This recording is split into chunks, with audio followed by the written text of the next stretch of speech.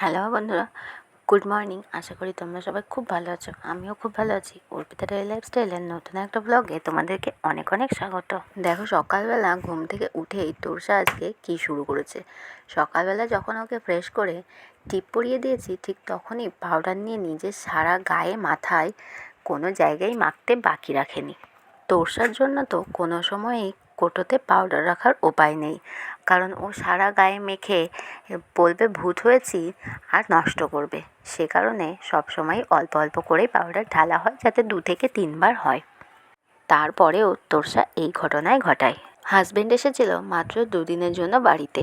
কি করব না সেটাই বুঝতে পারছিলাম না। তারপরে বলল চলো কোথাও থেকে ঘুরে আসি, কিন্তু কোথায় যে ঘুরতে যাব সেটাই বুঝতে পারছিলাম না। শেষ পর্যন্ত আমরা গেলাম আমাদের বাড়ির কাছে আরেকটা নতুন ক্যাফে হয়েছে সেখানে। বাড়ি থেকে যখন বেরোলাম তখন আকাশটা বেশ ভালোই পরিষ্কার ছিল, কিন্তু কিছুটা রাস্তা যেতেই দেখি বৃষ্টি নেমে গেছে। প্রথমে যখন বৃষ্টিটা নামে তখন আমরা দাঁড়ানোর মতন কোনোই জায়গা পাইনি। তারপরে বেশ কিছুটা আসার পরে একটা জায়গা পেলাম যেখানে আমরা অন্তত একটু দাঁড়াতে পারবো।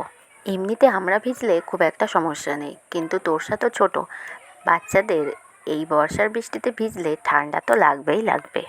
আমি আবার এখানে দাঁড়িয়ে বলছিলাম চলো যেতে হবে না, আমরা বাড়িতে ফিরে যাই, কিন্তু হাজব্যান্ড বলল না, আজকে যেতেই হবে, কিছুই করার নেই, কারণ হাতে তো আর সময় নেই যে তুমি অন্য একদিন যাবে। এইসব বলাবলি করতে করতে দেখো আমরা চলেও এসেছি ক্যাফেটাতে।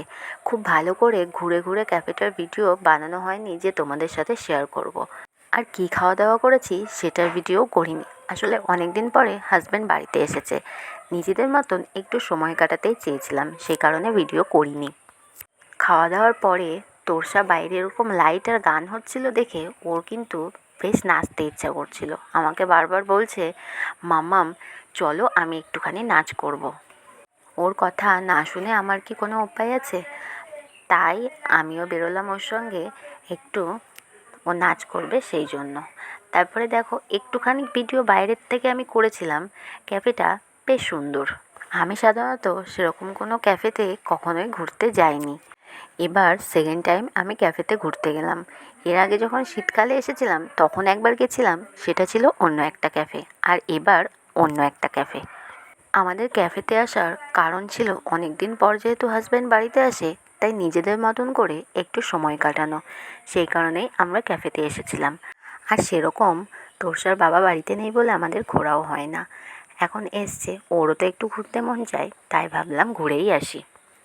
তোরসার বাবা যেহেতু খুব একটা ক্যামেরার সামনে আসতে পছন্দ করে না, সে কারণে ওকে আর ভিডিওতে নিইনি। যাই হোক, তোরসা বাড়িতে এসে ল্যাপটপ নিয়ে বসে গেছে। কারণ হচ্ছে তোরসা ওর অন্নপ্রাশনের ভিডিও দেখছে আর বলছে সেটা নাকি একটা কিউট বেবি। যাই হোক, ভিডিওটা ভালো লাগলে অবশ্যই লাইক কমেন্ট শেয়ার করো, আর আমার চ্যানেলটিকে ফলো করতে ভুলো না। আজকের ভিডিওটা এখানেই শেষ করছি।